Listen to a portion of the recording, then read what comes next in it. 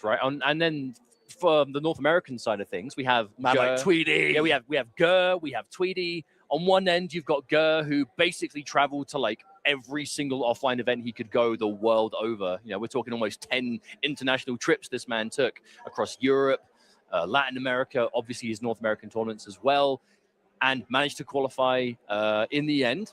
And on the other side, Tweedy. You know, Tweedy, who went to not a single offline event, just won the online regional finals, and with a single tournament was able to make it. Although, speaking of Gurr, that is going to be the next player. Actually, quite appropriately, it's two players we were just talking about. FiNal, Kombat, our resident Shang Tsung and T1000 player. And particularly the Shang Tsung was doing a lot of work in groups. FiNal dominated his group yesterday to make it out. Completely undefeated in Group D, taking amazing wins over some of the very best international players, and was able to qualify for finals day. Gurr as well just played out of his mind. Was in Group A. You know, Gurr was the first player to play of the day. FiNal had to wait until the end, and both of them still managed to make it work.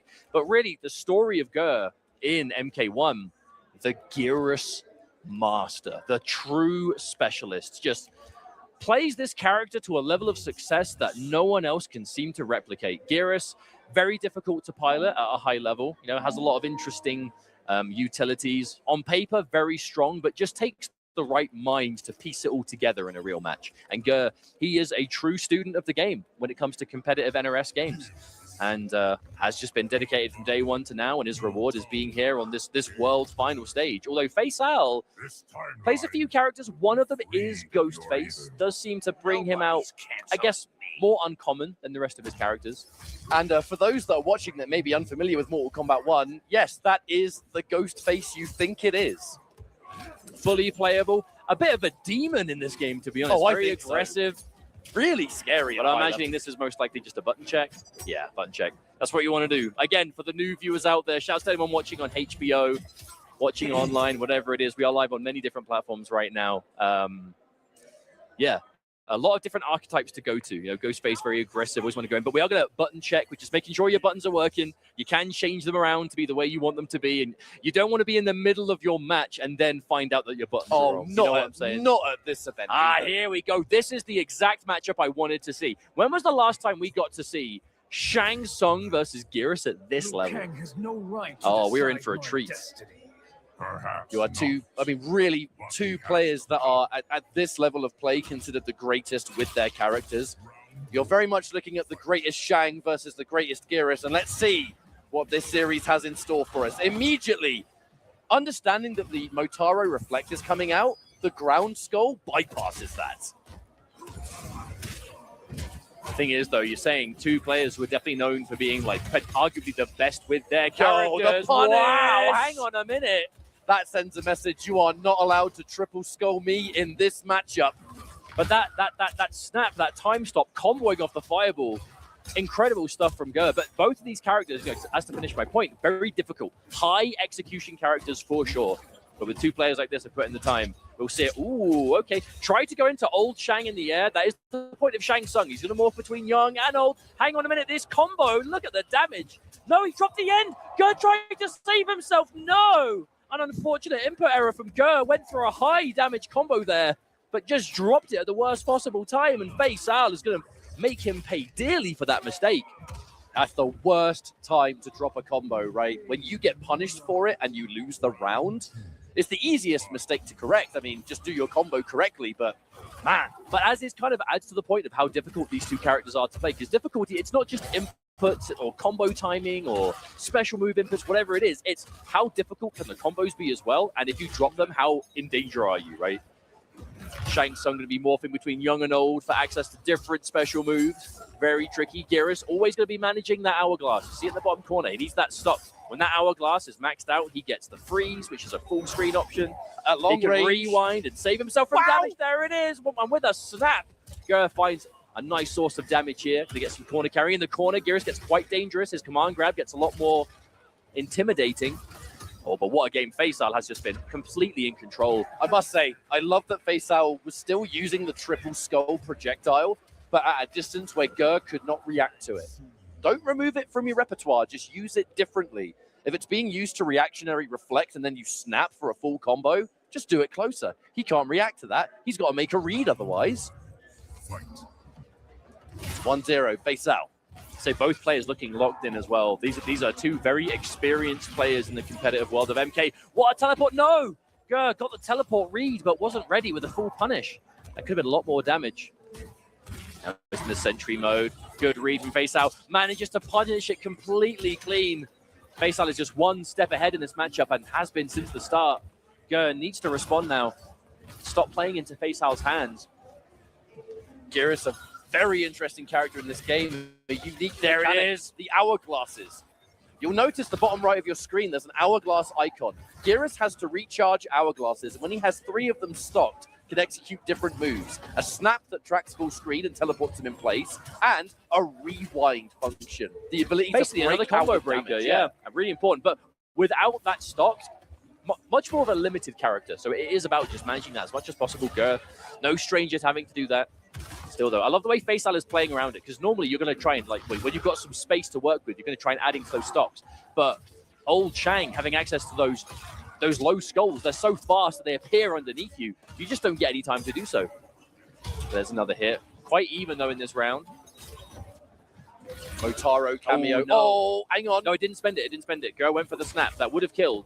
And now another low on time. Okay, hang on. Anti-air, surely. Oh, couldn't pick up from it. Time ticking away, and Gur goes for the overhead option, and FiNal going to get smacked for it.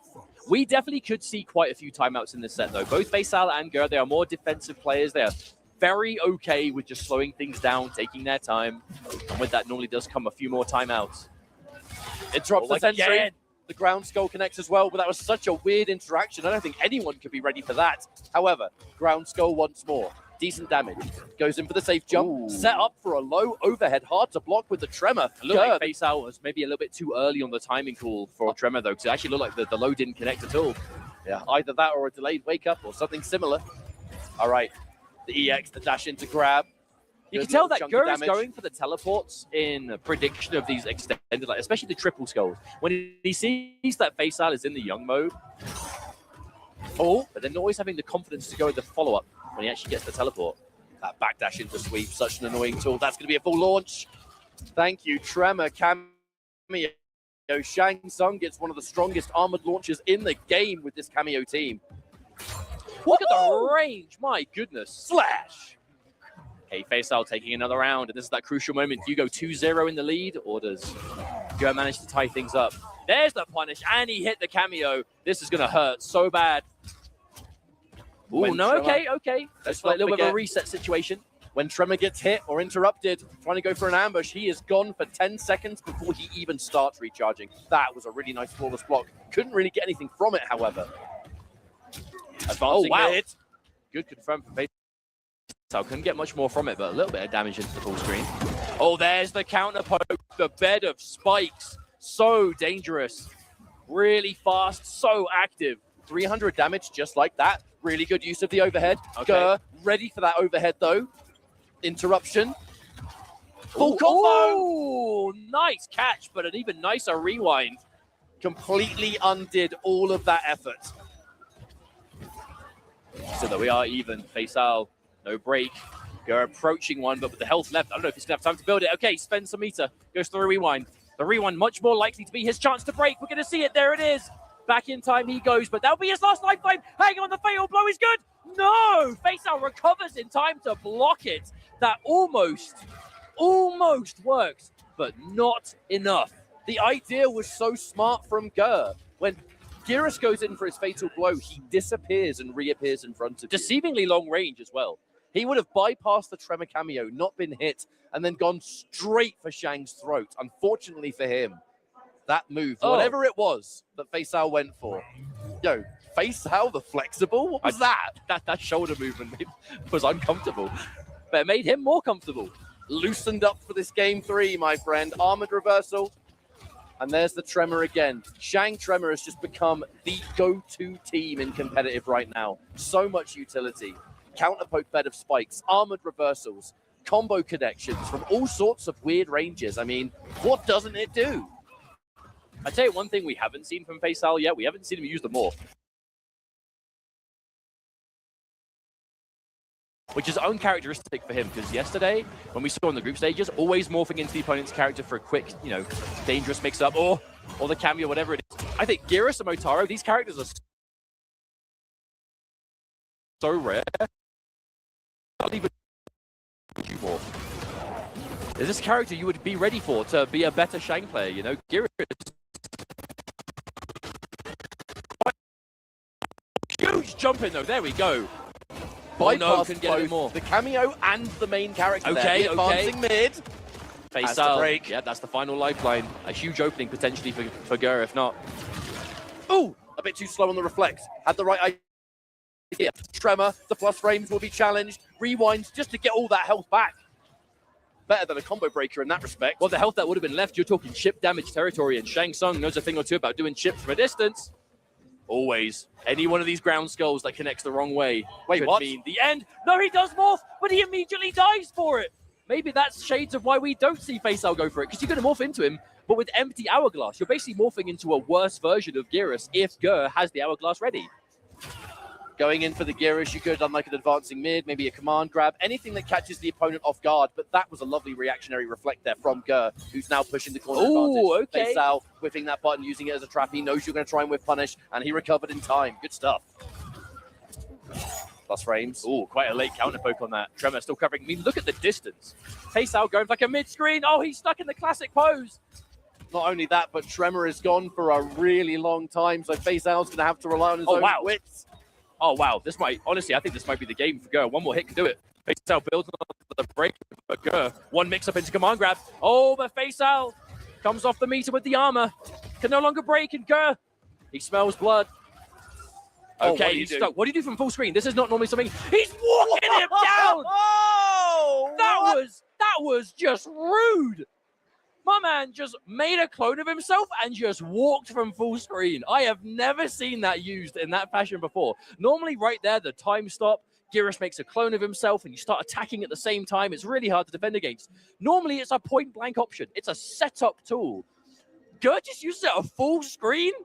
That was absolutely disgusting. But the sign of a true master, because it worked. It worked immediately. Something tells me he's been in that situation before, but wait. Okay, wait a minute. Considering how the first two games went, I wouldn't assume that FaceAl would change. But FaceAl, a very intelligent player, if there is an element of this matchup that he believes will give him the edge for Ghostface instead, then that's what you have. You know, he's up 2-1. He has the safety net. If this doesn't work out, he can always go back to Shang. If Geras doesn't have his rewind available, here's the thing. You get hit by Ghostface, and you get mixed, you don't have the opportunity to get the Hourglasses on deck. You are as vulnerable to his Vortex as everyone else in the game. Speaking of which, though, Gur has managed to stack it already, but there's a hit. Okay, Ghostface. A quick explanation. This character is just mix-ups, Vortex. What that means, every time this character hits you, it's going to be damage. You're going to be stuck on the ground, a restand. You can't go for a wake-up. You can only block or just make a hard read. If you're guessed wrong, you get hit again, you are back in the same situation. Get hit, mix. Sees the backdash. Get hit, sees the back. No, it's a button. Oh, hello. Hello. We've got combos. Oh, this is like the coolest Geras combo. Oh my goodness. And there's the fatal blow. That was the sickest Geras combo I've ever seen. That used the whole kit. You got the Hourglass, the snap. You got the extension, the fatal blow at the end. Oh, glorious. Now look at the situation that follows, right? We're going to go back to a neutral situation. Lots of meter for FaceAl. Eats the overhead. Blocks this one, and that's a punish. Yep. That is the round for sure. That's the downside. That Geras overhead is very long range, but it is very unsafe. Match point for FaceAl. This change to Ghostface doing good right now. Problem is, though, for that final combo, Gur used the Hourglass stocks, used the fatal blow. The fatal blow, that's not coming back. If you hit your opponent with that, it's gone for the rest of the game. And now FaceAl gets an opening. We're going to see a restand on the end of this. Continue the combo. Here it is. Legs on the ground. What's the mix? Oh, no, just the mid. Blocks the low, though. That low would have gone into Movado, and we would have been partying again. Armored interruption. The wake-up low scoop, though. Oh, the trade. Looks for it. Go a little bit too late on the standing one. Gur was ready, though. Unfortunately, missed time, but was definitely ready to go for the pickup. Okay, here's the clone again. This does give Geras effectively a free hit to enforce something. Normally you see, yeah, right there. Bits needed to strike. The command grab. Punish, but the rewind. Gur stays alive. But the next hit, the 359 health that's left. Ghostface is looking at that. He's licking his lips. He can definitely plow through that with one confirm, especially now Fatal Blow is in play as well. Okay, hang on. Hang on.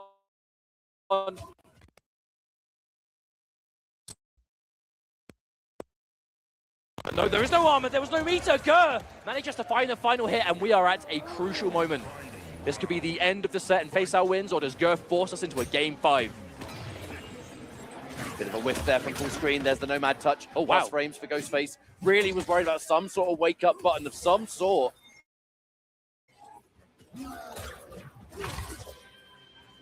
Good use of Movado there, by the way. Just absolutely intercepted the sentry that Geras put down. Hey, Geras doing such a great job of just controlling that jump distance space.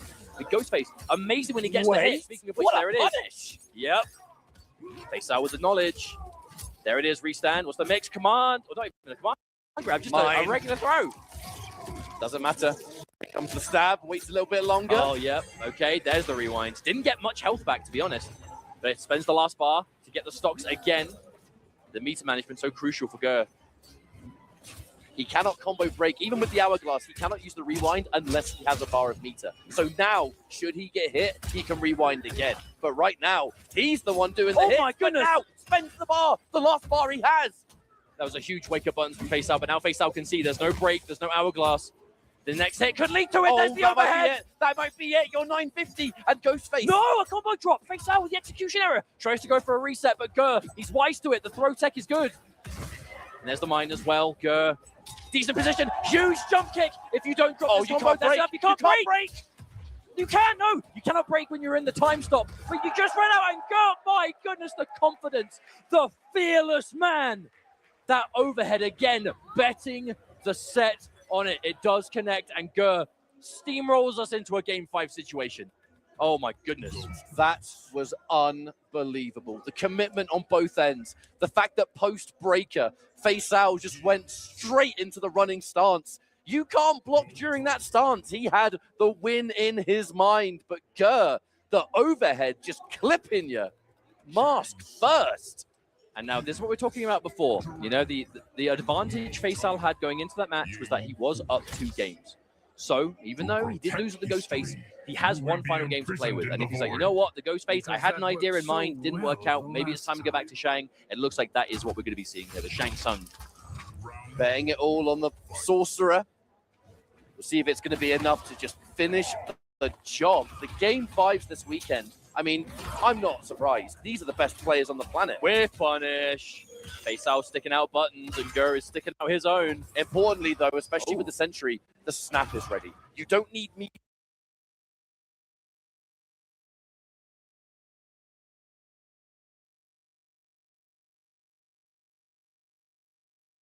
to use the full screen snap, and that is such a good counter projectile tool. But this is how the matchup changes, though, between the Ghostface and the Shang Tsung. Shang Tsung, what? Oh, hang on, there's a morph. Oh, just a low. No, drops the combo. I don't think FaceOut's practiced Geras very much, to be honest. Well, now he's stuck as him for a while. Uh-oh. Oh, no, he's stuck. He's stuck. He's like, for God's sake, let me change back. No meter, no hourglass, and now he's stuck again. Mix up, good block. Oh, but you can't block it again. Go. Doesn't follow that one, though. There's another reset potentially. Okay. Too far away to whip punish. An important thing for FaceOut. He's back at Shang Tsung. He's dead. He's dead. On a minute. Yep, the fatal blow confirmed. That's got to be enough. This does so much damage. Oh, there's no planet where that is not enough to kill. That is going to bring Gur into a match point. This has been a comeback. Just brought forward, kicking, screaming. Well, I feel like the real benefit that FaceOut has in the matchup is because that neutral control. Obviously, Ghostface had like the mix-ups, the vortex, whatever. But if you can stop Geras from doing his neutral, that makes him so powerful, right? He wants to get those stocks. He wants to establish that space. And then when he's got his utility ready, he can go kind of crazy. Shang Tsung is good at stopping that. But there, FaceOut going for that morph, I think the morph is what lost him the round. Because he was completely just playing not Shang, right? And he was playing a worse version of Geras. He didn't have the stocks. What? There it is. Combo again. Gur, so ready for that situation. Big knockdown, and what's important is that Shang's back is getting put to the wall. Now Motaro did get caught there. Oh, he's out for a while now. Oh, clip with a tremor. Watch out for the aftershock. That's a full combo. Yeah, and now side switch. FaceAl did the ground skull at such a close range that you're teasing to whip punish you, but that's where the was. And there's oh, hang on, no. Trevor's back. Oh, it's looking rough for Joe now. At least he was able to get the hourglass. Even if he loses this round, hang on a minute. Hold that thought. The turret mode. Oh my God! Wait, this is so huge. This is huge damage. Wait, is that enough? Oh my good Lord! That is enough indeed. Gurr with just pure vigor pulled off that comeback, and with a glorious combo right at the end, defeats FaceAl in the winner's bracket. And it was a smart thing to go for. He brought up Motaro. The turret stance was out. You know, Motaro comes, shoots those 3 projectiles. You can establish the snap, and if he blocks the snap, who cares? You're getting hit by the projectiles. That's going to give him some time to go in. Didn't matter. Sees the hit, confirms it into whatever path he needed. The damage was good. And again, we said going into it, the Gearus Master, right there is your proof. What a match from Gurr. Absolutely unreal stuff. FaceAl played so well in that series, but I honestly think almost set up to fail. And of course, there goes the applause from the crowd. A well-earned comeback. Hey, it doesn't matter where in the world it is, Gurr is going to be a crowd favorite. You know, we're talking about how players qualified to the finals. How did they get here? Gurr had a more difficult journey than almost anyone in the community. He went to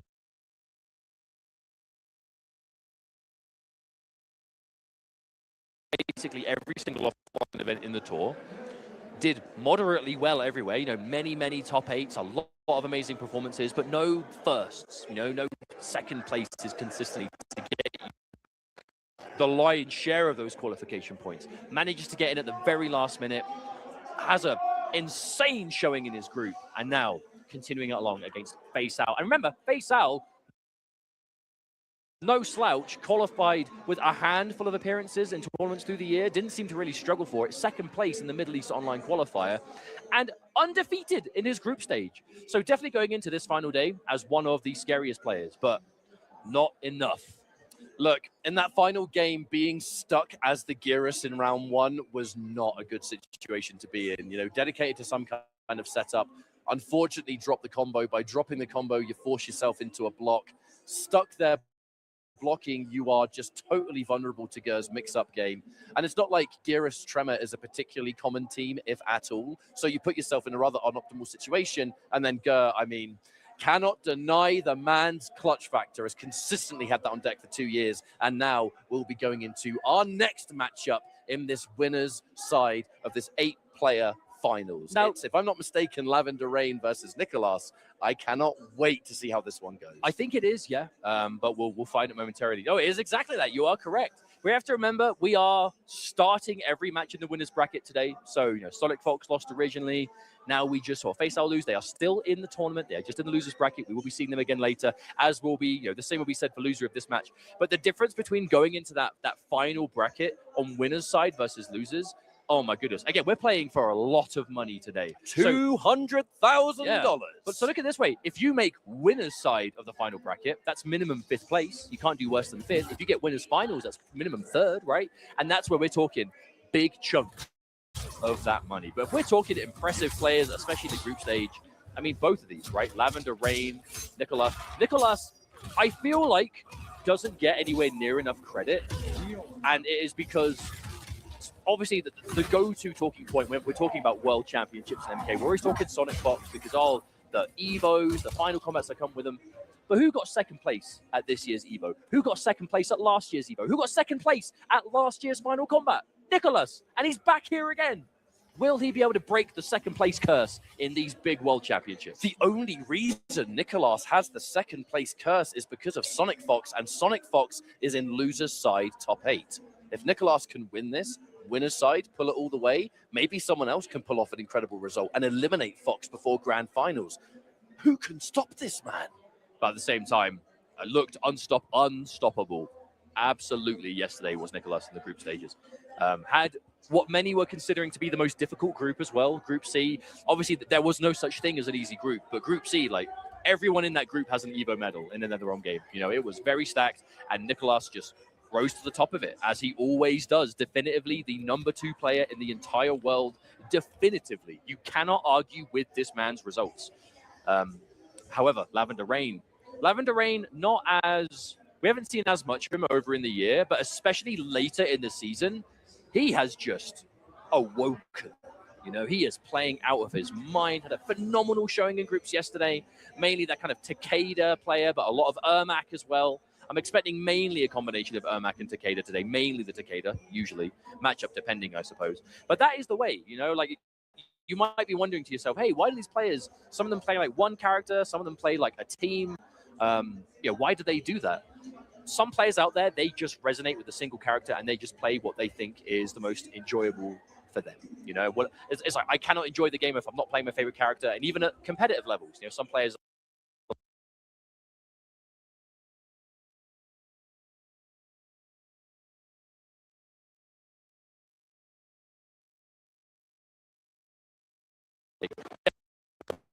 play better with my favorites. That's what I'm going to do. And then on the flip side, you have players who are...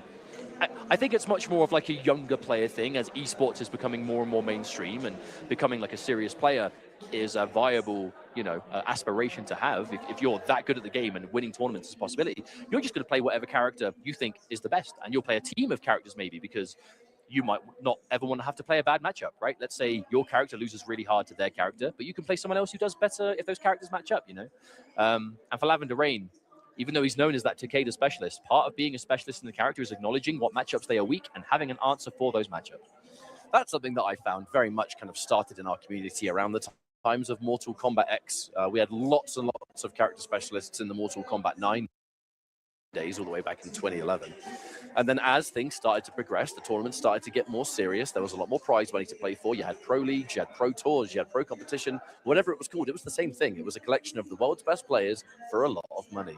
From that point, players were starting to think, I have a favorite character that I do very good with, but there are some matchups that I just don't like. And for that, I'm going to pick up a secondary, maybe another character. And you find yourself coming up with a team of characters instead. Okay, could this be the one? Okay, it looks like we're good to go. Are we going to have Ermac versus Homelander? Lavender Rain's Ermac yesterday was disgustingly good, but so hard to play at high level. But on the flip side, the Homelander, you know, our second guest character we're seeing today from Ghostface before. Oh, this is a real match for sure. But the difference is, though, I think Homelander overall, if we're counting every match yesterday, could very well be the most popular character we saw on stream. You know, quite a few players in the competitive space, they do have a Homelander. He's a very strong character. Ermac, on the flip side, not as popular, competitively speaking, very dangerous, though. And particularly the Ermac Janet Cage team. This team just does damage in spades. And you can't just block, right? Because if he throws you, he gets damage off that too, because he can extend and turn it into a combo. If he opens you up with a button, oh boy, I really hope we get to see it in this match. We're going to have to get through the breaker first. That's always going to be the difficult thing. Now, Lavender Rain chooses not to spend the Janet cameo here, saves it. The immediate chase down on that backdash, though, is going to allow Nicolas from Chile to take that first round in game 1. Right, nice advances here. Goes in for the Ferret again. We're establishing those layers, but a lovely punish there from Lavender Rain, forcing the breaker. Now, you've got 3 bars. You've got a full Janet. Ooh, all right, here we go. Okay, here we are. I hope you're ready for some damage, folks. Right, provided Lavender Rain doesn't drop this combo, we're about to see a lot of red on that player one side. There's one loop. The recharge. There's 2. There's the recharge. We've hit that 500 threshold. Do we set up off this? Yes, we do. Ooh, okay. Hang on. Normally, we see Lavender Rain go for a Janet option there. It's like a low overhead kind of tricky thing, but held onto her there for a fireball follow-up. And it worked completely. Led into a full life bar sequence, practically a 2-touch life bar. And that, hang on, never mind, no, 3-touch. But that last touch was like a pixel of life. That is the strength of this Ermac character, though. You can win if you have the execution. Ooh. Oh, the launching immediate sweep. Lavender Rain, yo, I'm not going to lie. This whole weekend, this is the greatest Ermac gameplay I've ever seen in this game, for sure. I've never seen Ermac used like this. The entire tool set, the Janet, the shutting down of the airspace, the weird mix-ups, the execution on this man. However, Nicolas says no to that. I'm going to put you in the corner. I'm Homelander. I really can do what I want. I'm going to go for a side-switching throw now. The less reliable direction for some players. Hey, with the mobility they've given him, he truly can do what he wants. That's what makes Homelander so scary. Yes, he has a lot of aggressive options, but the mobility is what ties it all together. Nice throw tech. Okay. Plus frames for down 4. Interruption. Yeah, nice. Now losing that meter means we lose access to the EX choke, and that's where the big damage comes from. However, we're going to set up. What's it going to be? Float, good delayed wake up, expecting a button press maybe. Lets the whole string rock. Nicholas not ready for you to commit. Okay. Oh, but there's the duck under. That's going to be it. That's it for sure. Yeah, there's a very simple path from here Nicholas can go for. Doesn't need to overcomplicate it. Yep, keeps it nice and simple. And on the back of that miraculous duck, fantastic read from Nicholas. It's going to put a game on the board. Now, these are players they would have played before, surely, like many times. I would assume so. They're from the same region. They would have encountered each other in online tournaments. They would have played offline as well. Just general online matchmaking, I'm sure they bumped into each other. Oh, a long laser of Homelander. Lavender Rain not able to do much about it so far. Oh, that was such a, you've seen this before. Let me go for this delay, and then I'm going to throw that low out. Loads of knockdown frames on that air finisher, the eye laser. So much time for Homelander to move in before the opponent stands. Good wow, on the overhead. Yeah, I think Nicholas has been able to react to every single one of these so far. There we go. Managed to hit Farah at the time as well, so can't break out the start of this. The question is, okay, actually looks like Nicholas is not going to go for the break here. Just going to eat all this damage. We're going to get over that 500 threshold. Now, oh, wow, and then some. Wow, this is, Lord. Oh, my God, close to 600. And there's the mix-up. Janet with the low, Ermac with the overhead. Hard to block, my friend.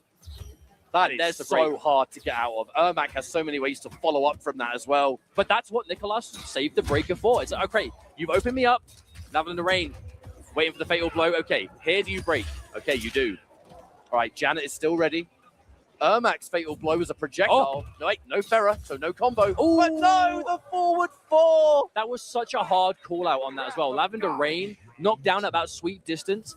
And Nicholas was like, you're going to wake up with a dash. You're going to try and get in, go for a quick standing one, whatever it is. Pulled it out exactly. What a whip punish. Neutral duck into just raw lift. That's some like MK9 stuff. Oh, that's okay, too. It's got a great range, but it is a high.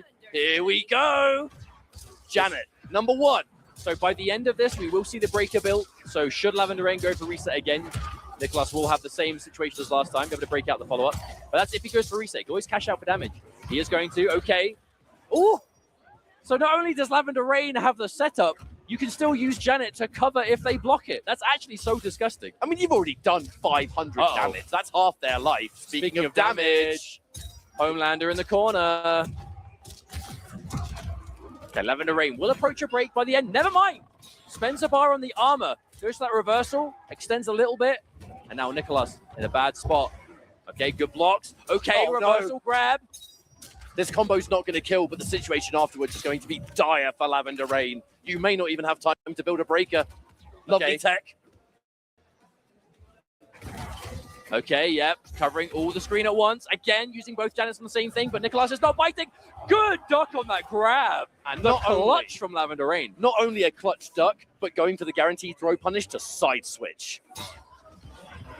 Such an important round. Are you going to make it 1-1, or is Nicholas going to take things 2-0? So a little damage. Sorry, an enhanced cancel there from Lavender Rain that does recover a little bit faster. I've seen that Nicholas is not really going to interrupt these cancels too much, so just going for a bit more massive jump in. Doesn't have the meter to confirm into the Janet this time, though. Oh, okay, hang on. Different setup. Haven't seen this. Oh, wow. Avoids the whole thing. Wow. Yeah, Lavender's going for something not quite as traditional there. Just a mid-screen puppet mode. Being able to call out the Janet and go for weird mix-ups and stuff, but Nicholas just found the escape. That's it. That combo's done, for sure. Now, Lavender Rain, do you stay as Ermac, or are you going to go to Takeda? Your winner's bracket life depends on it. Okay, we are going to character select. Although we have seen Lavender Rain in the past, we've seen him pull out the Liu Kang, we've seen him pull out Baraka. Plays pretty much Jack's cameo with everything except Ermac. The question is, what's he going to do here? Now he is down 2-0. This is his last opportunity to change. Whoever he chooses now, and it's looking like it's going to be the Takeda, is the character he is locked into for the remainder of the set. But Takeda is the character he's played the most. We were saying in the group stages, but I'll say it again for those of you tuning in just today. Lavender Rain was almost single-handedly responsible for putting Takeda on the map. We're talking competitive NetherRealm, or competitive MK1 specifically, sorry. Has really been like the Takeda player of this game to watch. and particularly with the Jax team as well, just a terrifying combination. But definitely a hill to climb here on this comeback against Nicholas. Thing is, this team just does so much damage, and it's not just damage, it's crazy levels of setup. Okay, Lavender Rain. No, a drop. Those Plus, openings. Takeda Jax, a particularly high damage team. So you can't really get those drops. But Lavender Rain still able to keep momentum going with it. Didn't expect the ender of the string. The overhead whiffs. All right. An opening now for Nicholas. That will no doubt be a side switch, and of course it will be. Lavender Rain back to the corner. Why is the corner so dangerous if you're defending? Ultimately, you just have less defensive options. You can't move back. You are vulnerable to their offense point blank. It's so good to be aggressive there, but if you get cornered, it's miserable. Quite a few characters actually have a much higher damage combo pass as well in the corner. So usually, yeah, you have to break this. We may have seen one of them right there. Homelander definitely one of those characters, and there's the mix-up. Only has to come off. Oh, actually, no, gonna spend the Fatal Blow. You know what? I feel like there may have been a route there that didn't require the Fatal Blow. But you know what? Fatal Blow 1000% guarantees it. Minimal execution required. You have to go for the Fatal Blow in that situation because one thing, Jax, he gives you 100 extra health. Takeda has more health than normal. The Fatal Blow, you know it's going to work. Now, match point for Nicholas. More damage punishes the up block. If you grab an up block, it does deal increased damage. It is counterplay to a really good anti-air system. Energy wave of Jax trying to stay safe. Nice throw. Less predictable throw direction, keeping us mid-screen rather than throwing you towards the corner. Much harder to tech that way. Speaking of throws, here comes another, and here comes Jax. Gotcha! Big knockdown. What's it going to be? Delayed wake up. So good at dealing with those safe jumps because it stops the jailing jumping into whatever mix-up they want.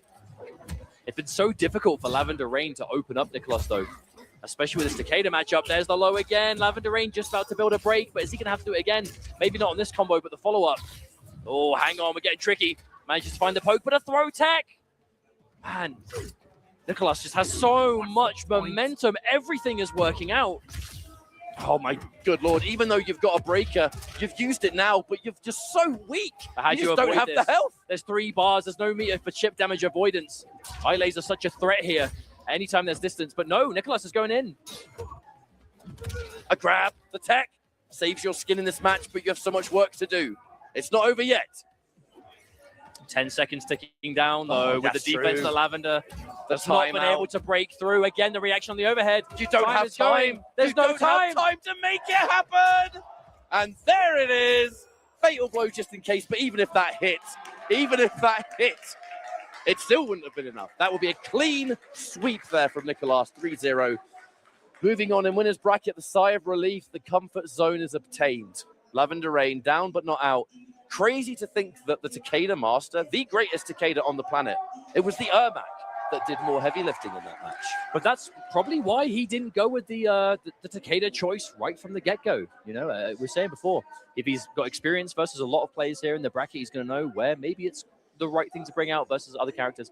But I got to say, splendid performance from Nicholas. And what a fantastic showing consistently good for the twins. They made it. Both Scorpion Prox and Nicholas are in winner's side in the remainder of this bracket, you know, with dominant wins across the board. This, you know what? Maybe it takes a World Finals in Latin America to give Nicholas that first place win that he has been chasing ever since this game came out. Maybe this could be the day. You know what I love about the fact that both of the Chilean twins are sharing a top 8 winner's side here? With the caliber of players to get through, you had to make it through the stacked group stages. You have to now win on the winner's side, which Scorpion Prox sending Sonic Fox to losers to do so. Game 1 of the stream. Scorpion Prox. Like Nicholas was a smooth sailing into Final Combat. Scorpion Prox had a much rougher ride. Scorpion Prox did not have the same success throughout the year, did not have the same results. And through this tournament was able to do it. Now, we'll talk about that later. We have a big match on our hands. Kanamani, Europe's #1 player, versus Tweedy, a long-lasting legend of the scene, all the way back in Mortal Kombat X. But this, believe it or not, in 2 years of Mortal Kombat 1, is Tweedy's offline debut. And you can't have a more polarizing journey to making this finals. You know, Kanamani, dominant all year round, did win the online regional finals for EU West. which is quite a competitive region, you could say, but didn't need that necessarily to make finals because Kanamani, Evo finalist, champion of Finality, champion of Brussels Challenge, pretty much unstoppable in EU, but has traveled a lot this year, been to a lot of tournaments, has succeeded pretty much everywhere he's gone. Top 8 minimum, at least, you know what I'm saying? If not winning the tournament, being in top 3, top 4, whatever it is. Tweedy just entered online, has not played for a few years. Once upon a time, Tweedy was around the kind of like later portion of MKX, mainly in Justice 2, we saw kind of the real breakout of Tweedy and then saw success in early MK11 as well. But for the last few years, has taken a pretty significant hiatus from offline competition. There's a lot of content, a lot of streaming.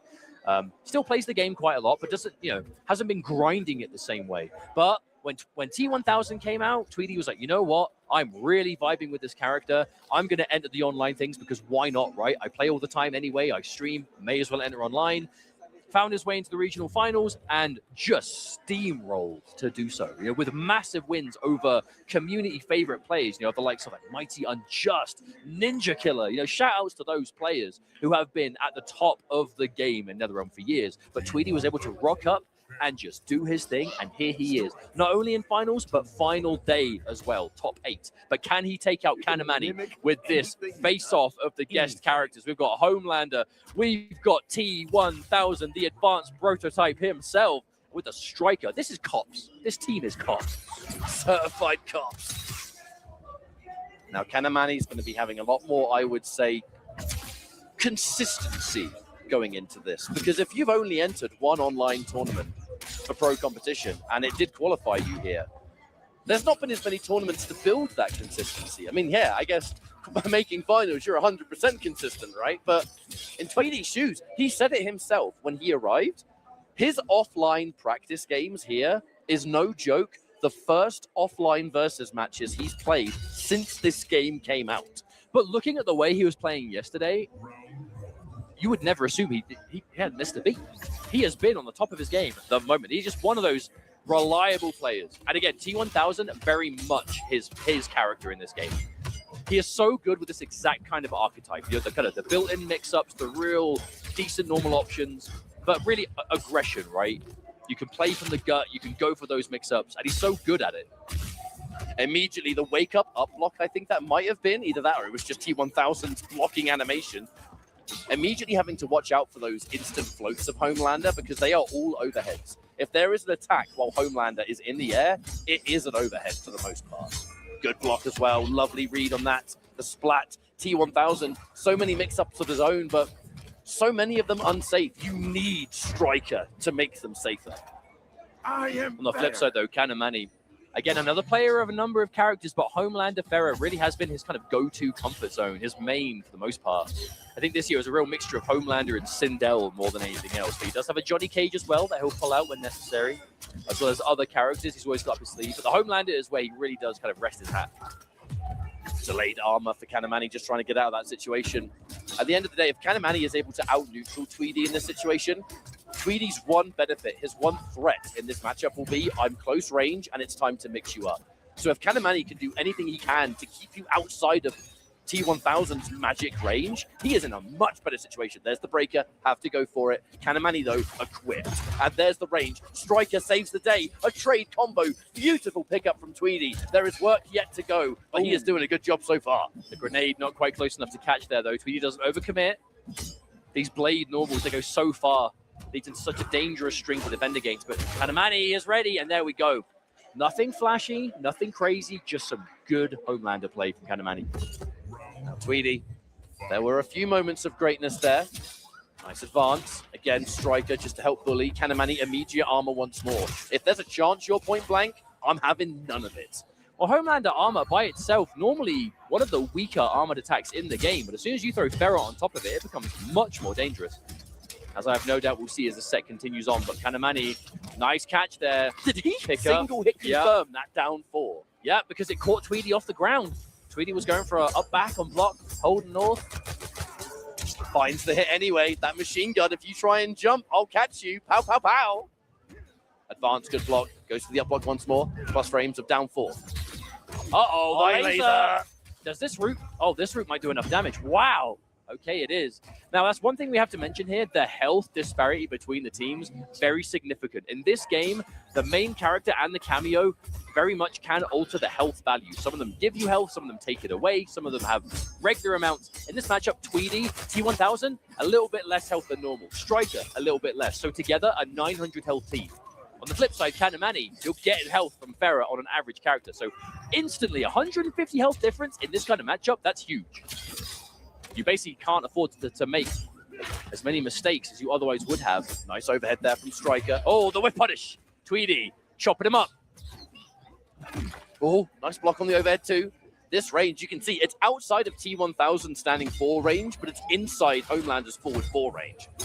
Oh, and there's the punish. Yes, indeed. That's the danger you're going to grab. Every time you see T1000 go into that armored stance, it's going to be strike or throw.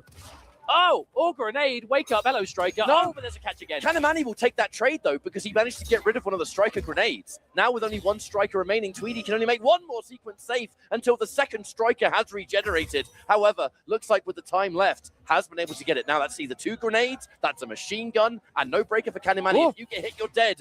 Dodges one of the grenades. There's 1 left. That one misses. Lovely catch! And Tweedy takes this round, keeps the fight nice and close. It's like Kanamani was specifically waiting for the grenades to be used before he committed to that option there. But Tweedy was still ready. Good block on the low. Again, the grenades making it all safe. Oh, bait on the up block, but not in time. In time to get the throw tech, and a huge, again, the jump from Tweedy. The reads on this man for just when to hold up. Because the thing is, if you catch a jump kick with T1000, you are always going to end up getting a, oh my goodness. So I didn't get a full catch. But you're always going to end up getting a full pickup. If you get a jump, oh, you want to, speak of which, you want to jump the grab, land on these bullets. Anti-air machine gun. Thank you very much, Striker. Tweedy off to such a good start. These up blocks, they are just not working out. Tweedy. Oh, wow. Oh, wow. The catch, that delayed Farah release. Yeah, I mean, that's a sign of someone that's played this team once or twice. Snap. What's the mix? Dash in. The pressure. Okay. Tweedy manages to find a poke, but another throw tech. Kanamani will not be grabbed. Overhead. Challenges it on wake up as well. Cannot get hit by anything else significant. Oh, no. Oh, no, that's it. You're a 900 drop. Kanamani with the drop, but he still confirms. Tweedy, the break, the only thing to keep him alive. By all means, this should almost be over already. And there is the forward 4. Crushes the advance of Tweedy. Kanamani, EU's finest, 2-0 up. And that was a heartbreaker of a finish for Kanamani. Oh, for Tweedy, I should say, at the hands of Kanamani. Just finding that laser at the last possible moment, but that puts him into a commanding lead. Ketchup, will we have another 3-0? I mean, we're going to see Tweedy have no choice but to make that full comeback. Tweedy is an absolute grinder. He will play hundreds of games non-stop. Having to get 3 games just to win, that is nothing to him. But now the downside is he has no choice, and it has to be in a row. No more safety net in this set. Good block on the sweep. Those Striker baton attacks, both of them are plus on block. Basically, it means you get frame advantage. You can do something afterwards. Oh, and again, the raw low. You know, every now and then, you've just got to let the Farah stance roll. Oh, Tweedy, no. hang on. The chosen one breaker. Tweedy, oh no, I don't know about that break. I mean, we have seen players make comebacks in a similar scenario, but breaking there and now having no meter in what could be the last round, Tweedy may not live to be able to regret that. I'm not really the kind of commentator to call something a mistake, but I genuinely believe that breaker was a mistake. You're going into the next round now. You had to do this almost impossible comeback. You could have just kept the meter in this round. Oh, but Tweedy managed to get the uppercut to follow up. Hit confirm. Turn into a little bit more, spending the bar. Okay, extending a little bit further. Closer to the corner as well. That's going to give you a little bit better combo potential from the spike. However, a nice catch there from Kanamani, immediately turning the momentum. It seems like anytime Tweedy gets going, Kanamani just has the option to shut it down. Oh my God, 3 in a row. Goes in for the 4th as overhead, a little bit too far away. So, armor break. Doesn't matter, can't combo. Oh my Lord, you still got away with that? Oh, baits the armor. Kanamani saw it coming a mile away. And a 3-0 dominating victory to finish off this first handful of games here at Final Kombat Day number 1. My goodness, fantastic showing all around though. Tweedy is still going to be motivated, still going to be focused. You may be in loser's side now, but the job isn't done and it's far from over. Kanamani going to be feeling the same way. Winner's side, great to have that comfort zone, but Kanamani, he got 3rd place at EVO and was disappointed. He was absolutely gutted about it. 3rd place at the Grassroots World Championship. I mean, come on now. But that goes to show the caliber of player and the standard he wants to hold himself to. You know, we've been talking about how he was Viennality champion, Brussels Challenge champion, online regional finals. He is used to winning events. And winning, that was his first EVO as well.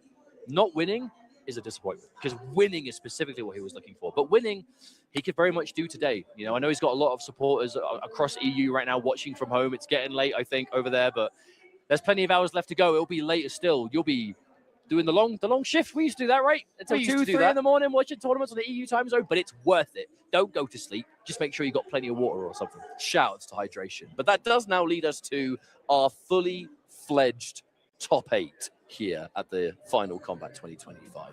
We're in a situation now where everything is just going to be working out, but you've got to get through the winner side, loser side. While we set up for our next break, as we kick things off, I'd like to let the lovely people at home know that you can get a hands on some official Mortal Kombat 2 movie WB shop. Hang on. WB shop, my Check friends. it out. One shirt of many. There are other things that you can check out on WB shop. There's hats, there's cool jackets, there's accessories, jewelry, all that good stuff.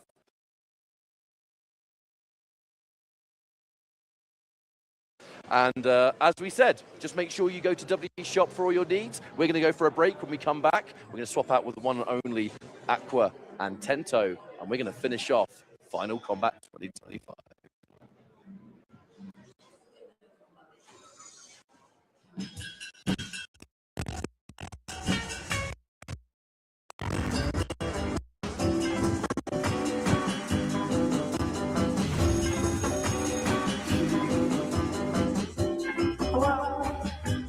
Hello? Oh, hi. I'm Rich, by the way. Will.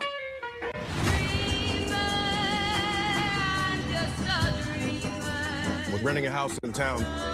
8 years living on base, I just think my missus is ready for a little taste of normal. Well, if normal is what you're after, you two are going to love dairy. You don't like it much down here, do you, Miss Handler? You know, it's hard not to miss the things you leave behind.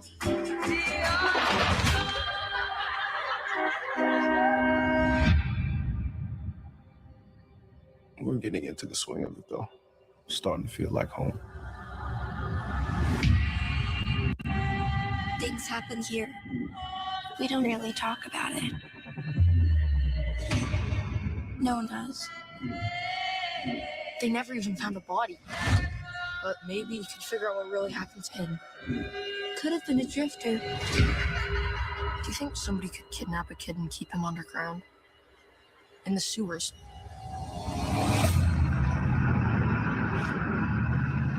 What happened out there, Helen? We have 25 disappearances, 7 confirmed deaths, mostly children. Something bad's coming.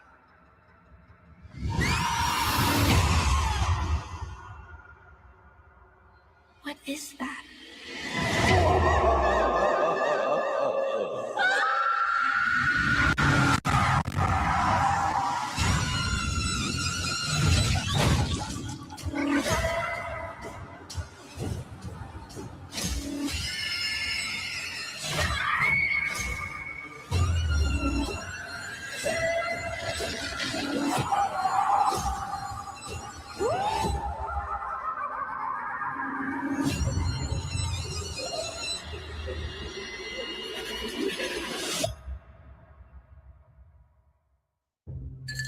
Uno mas, thanks.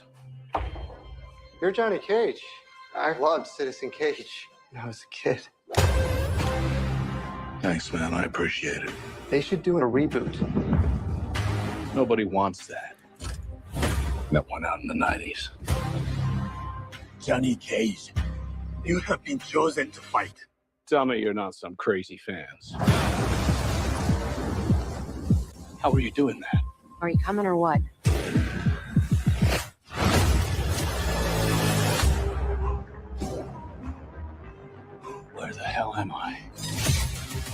fighting tournament. To the death. That's got to be against the rules. Can't just go around killing people. It's called Mortal Kombat for a reason. This is a war for the fate of your world. You guys in or what? I'm not some champion. I don't have transformer arms or shoot lightning bolts. This has got nothing to do with me. I'm an actor. I find you annoying. Not the face. There's a war going on outside. You can run, but you can't hide forever, ever. It's time to become the hero you were meant to be. All right, you big ugly freak. It's showtime.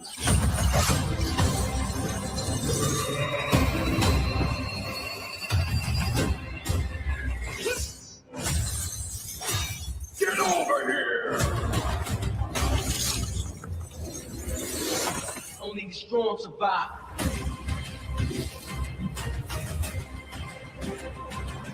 Freeze him! Are you kidding me? You don't have any powers? Just incredibly handsome.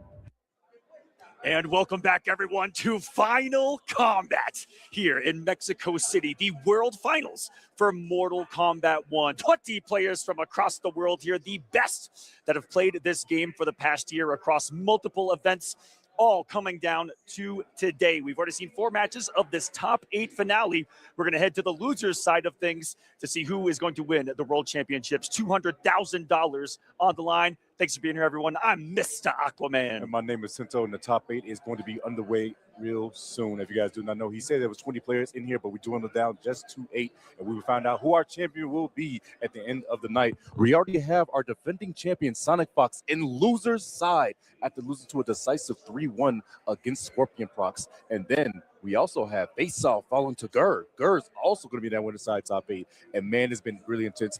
3-0 victory for Kanimani over Tweety, and then the victory of Nicolas over Lavender Rain. I believe that was also 3-0. Yes. It has been absolutely insane thus far, but we're here for the long run. We're going to find out who the champion is going to be for Final Kombat 2025. That's right. I mean, dude, already a tectonic shift in what hasn't happened in a world finale yet, which is Sonic in losers relatively early for, you know, what we know Sonic Fox for. Is it going to be a storyline this year of Sonic Fox, who has never, I'm going to say this again, has never lost a world finale for Mortal Kombat or Injustice, which are both made by the same developer in NetherRealm Studios. Big shout out to them for making these games that we get to enjoy. And now coming up is going to be Sonic versus Faisal. Round 1 losers of this top 8. Loser eliminated from this competition. Winner will stay alive, because how it works in double elimination is that everyone has 2 lives to their name. Even if you make it to the very end and you're the last one standing in winners, someone's going to come from losers, and that person on winners will still have a second life. And we'll get to that in the later stages, because these boys are warming up right now. The buttons, what's the matchup going to be?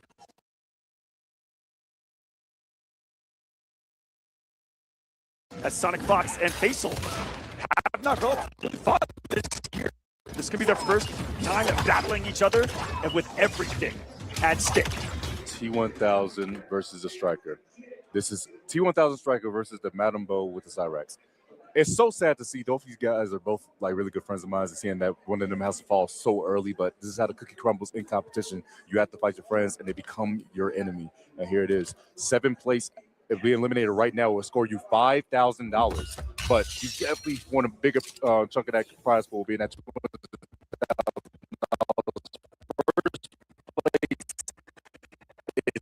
$70,000. Imagine getting that close and you're coming so far. Here we go.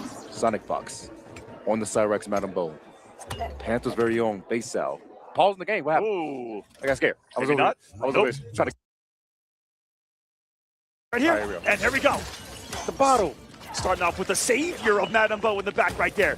An excellent pairing. This is Madame Bo, always going to be chucking bottles, assisting the bombs, assisting the setups. That Cyrex is going to naturally set up, and here we go. Bombs ahoy, bottles ahoy, and avoiding it with the jump back as FiNal gets started. Play the T1000, Liquid Metal on full display, becoming a puddle. Going to be playing really hard to get in this matchup. Probably going to be key to success to stay away. And when it's got Striker, the offensive firepower of this team that's been on display all weekend from the likes of FiNal and Tweet that we'll still be seeing later on has been sensational. Beautiful stuff all around. Goes to the low. Going to get the punish on that man. They made that really minus in this last patch. You guys do not know in this game, you have cameos and you have your regular characters. The 2 characters you see right now are the ones that control them. But in the background, with that circle that's next to them on the side of their health bars, that is the cameo that they can choose to come in to assist at any given time, as long as their picture is lighting up.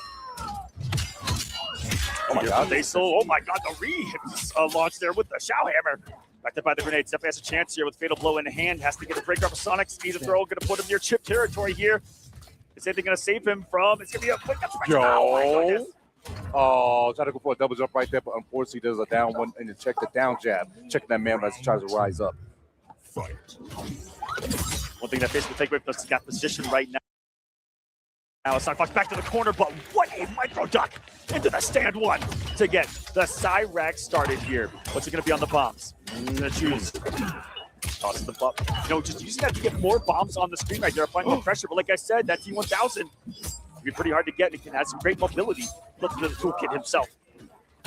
When the command grab, that's what the up block going to come in handy. But unfortunately, there's going to be a bomb right there to cover those grenades coming in handy for Striker. Big jump, going to hit Madame Bo. No, she luckily dodged the fray. The bottle girl staying alive, okay? She's right there looking pretty. Grenades missing. Backup didn't come in handy right there on team 2 cops. Oh, here comes Striker, getting the tasen, trying to shut down some of the mechanics that exist in Cyrex. Overhead. Right, the overhead into the immediate meter drain right there. So smart from Sonic Fox. Drains the meter, denies the breaker. Max cash out here, and the chocolate from Madame Bo. Oh, you're dead. Put ripples in that man's liquid metal. Man, that's a heavy chocolate right there. You never want to ask for the mama with her chocolate. But guess what? I felt that from here. Man, 900 health, and he's going to die immediately for, my goodness, cash now with the Fatal Blow. Great awareness from Sonic Fox taking that first game. Face out. Taking a second to think about this. I was really questioning what his character choice was going to be going to this, but T1000 trying to mix Sonic, but you have so little health, and they want to just get that one straight hit on you, and you're just going to be done. These bomb setups is going to be too much for you. You don't have that team chance to guess. I would assume you would go to a different character, but not the Shang. Ooh, double Striker uses right there. He's got nothing. Great tech of the throw as well. So it's on hand. He goes underneath that one as well. Into a grab of his own. That's the command grab of T1000. Going full metal. There's his backup. Ooh, the conversion uses down 3. Beautiful stuff right there from FiNal. Getting as little damage as you can, but hey, it's enough. And beautiful read on the wake up right there. Denying that so powerful wake up in Madame Bo's slide. Striker catching a stray in the back. He's going to go on a big cooldown now, so not be able to activate his assist for quite some time. This FiNal here. And the Sonic health starting to dwindle now. Half of that erased by the command grab. An anti-air attempt. No, just met him on the ground perfectly. And on the final hit, went to a special move, which is normally to build a little more meter, but this man's already fully loaded down there. We got six sticks of butter right now. These chefs about to cook up something nasty. He just want to shoot off the block, bro. He just want to really show off the block right there. The mid's going to miss right there, but sets up a bomb as he teleports away. Gets the goop juke on the other side. Shout out to Burrito Voorhees. Big launch right now. The restand. A safe jump after this one. Another one. The grenade's going to catch. That's going to be another launch. Yo, face out, going corner to corner, coast to coast. And relentless pressure sequence right now from FiNal. Pressure on still from the grenades. Really from Sonic to get forward and underneath that grenade. One of the ways to get around it in pressure, and a huge pickup into the goop. And what's it going to be? Bombs, Madame Bo. And this time the side switch to kind of threaten the corner, but because of that side switch, Madame Bo, the bottle, like we have a full confirm. FiNal still alive in this one. And the bottle acting as coverage right there was so insane. Sonic sticking 3 steps ahead right there, but unfortunately, whipping the command grab, big punch coming on the face out now, whip recovery on that. And guess what? Has a chance. Big jump, going to be met in the air by Sonic. Sonic, are you going to cash out? Those are bombs instead. Big face with green on command grab right there. Beautiful air to air from Sonic back into the mix, and it's going to be the relaunch with the bomb, taking a shot as well. And is that going to, okay. With that damn meter drain, I was going to lose my mind too, but didn't have 2 bars. Yeah, I was thinking of meter Sonics. I was like, oh, never mind. That would have been a statement set right here. Final round, though. Oh, Lord. Game number 2, that's going to launch. Thank you for the bottle. And 1 drink already locked and loaded to Sonic. You guys do not know. When Sonic takes a drink with Madame Bo, they get the special properties for certain moves. Could get a dash cancel. And that's why I mean by the coverage. Didn't block the last hit, though. It's not blocking. That time of 2,000 taking the shot. Gonna get sent on a roller coaster ride of bombs, but tries to goof out. Armors through his Sonic. The DP coming through. Blaze with a mid again. Is the dash cancel into the slide? Is that all she wrote? Keep it all unbreakable. Nothing FiNal can do about this. And that command dash of not even Cyrax, that is what is given to any character that takes a shot from Madame Bo. You guys don't know what's in that bottle, but it is a power-up. Man, you get drunk, you get more powerful? That's right. Who would have thought? I thought it was